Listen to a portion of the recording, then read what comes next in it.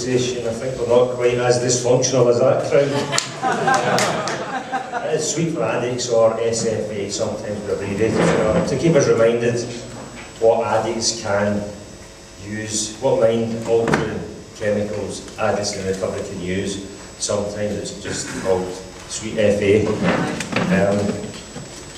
We started in 2006, Sweet for Addicts, and really we meet 2 or 3 times a week now to rehearse and produce stage plays which we put on 2 or 3 times a year.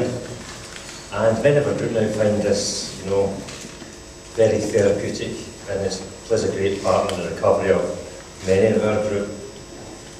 So we started in 2006, and I think the idea came from, at the time, I was helping out direct plays at Jericho House, at that time it was in Port Glasgow, and I thought about, what happens to the guys when they leave, because in Jericho they started using theatre, I think, as part of the therapy, and the guys were getting together and putting on shows and dressing up as women, which seems a theme that they've kept up to this day, putting on different shows, and I thought, what if the guys would leave? So I set up a theatre group called Sweet for Addicts, essentially for addicts, and the first show we put on in 2006, there was 4 ex-residents from Jericho House in the show. That the cast was only a cast of 7. And we went on from there. Nowadays we gather people from various rehabs. I do similar type work at Phoenix Futures, and a lot of people that do the shows within Phoenix Futures, when they leave Phoenix, they come and join Sweet for Addicts. We do more formal, perhaps a bit higher standard, if I dare say, productions where it's in a theatre rather than a church hall, whatever. There's a more formal script to learn, and whatever. And it's quite a sight really to see addicts, who maybe in the past have spent a lot of time, in the darkness, skulking about the darkness, away from the mainstream of society, taking themselves from that and putting themselves literally under the spotlight. What an absolute turnaround.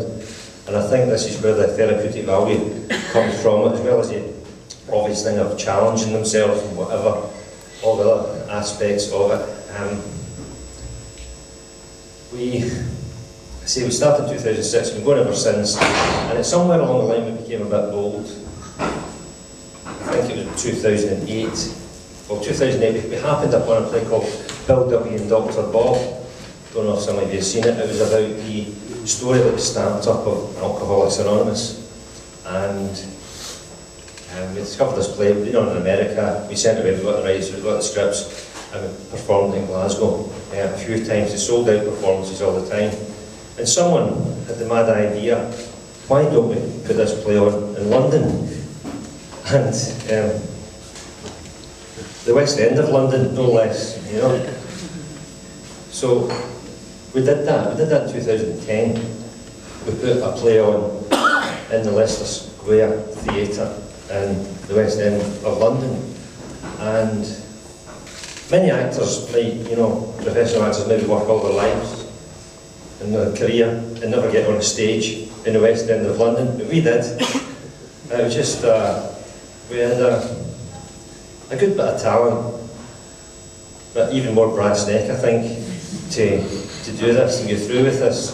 Was after we had this idea, we phoned up, audaciously booked the theatre, paid the deposit to book the theatre, and then this was perhaps 4.5 months before the actual production. And the day we went live on Leicester Square Theatre's website, which sold 6 tickets, and I'm thinking to myself, well, even if we sell 6 every day, that'll get, we'll sell it out. Leicester Square Theatre holds at 400, and so that's 800 tickets, that'll do us. Because the tickets weren't cheap, I think they were £19 plus £2 booking fee, so. But that was fine, and I'm phoning everybody, telling them all the cast, that's us, sold 6 tickets already. This is going to be wonderful, isn't it? And I'm phoning people that have nothing to do with it and telling them as well, and whatever. But 6 weeks to go, we still only sold 6 tickets. And at that point, that was when all my hair fell out, you know. And so what we do, basically, to get out to London and start promoting the play and get round about meetings and sending out flyers to people and pestering people and doing all that, which we did do, you know. It was a hard slog, but we had to do it. But one of the things I should have mentioned, we're an not-for-profit organisation. So when we were in London, just to get back to that, when we were in London, you know, I knew how many tickets we had to sell to break even, because it was a huge commitment from us. And I'm on the phone to the theatre every 25 minutes. Many tickets were sold now, many tickets were sold now, you know. And I knew the break-even point, and we reached that in London. And just after that, in fact, before that and after that, I got some phone calls from people from different rehabs and recovery places in London looking for tickets.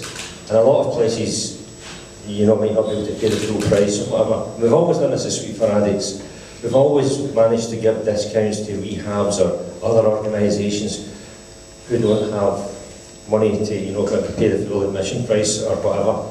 And one guy phoned me up for 18 tickets and says, well, what can you pay? He said, £5. I said, that's fine. We'd made the money, we'd covered the costs, and that's what I wanted to do. Another women's group called and said, we don't have any money. We want to bring 10 along.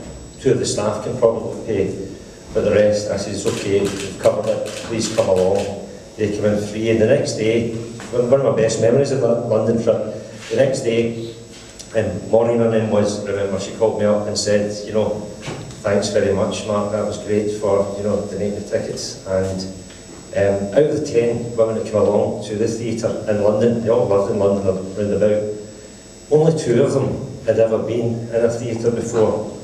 And it wasn't 2 staff. I found it really quite astonishing, you know. So here we're bringing people into the theatre that have never been there, and, you know, they've seen the recovery play, if you like, built up with Dr. Bob, and they had a group the next day talking about this play, and, you know, all about it, and they really get a lot out of it, and it was really gratifying and satisfying to know what we can do for other addicts. And we don't want the best 10 or 20 or 24 actors on the stage. We want the best, the 10 or 20 or 24 actors to do the best they can do on the stage, and that's all we want. And we do well doing that, and people are better acting than others, can drag other people's performance up perhaps, and we just all do it together. We usually have a wonderful time and wonderful performances, and they're very well received. But our message is, and always has been, our central message is this, you know, if you can do this clean and sober, if you can come up to the stage and act and perform clean and sober, then you can do anything in your life clean and sober. Thank you very much.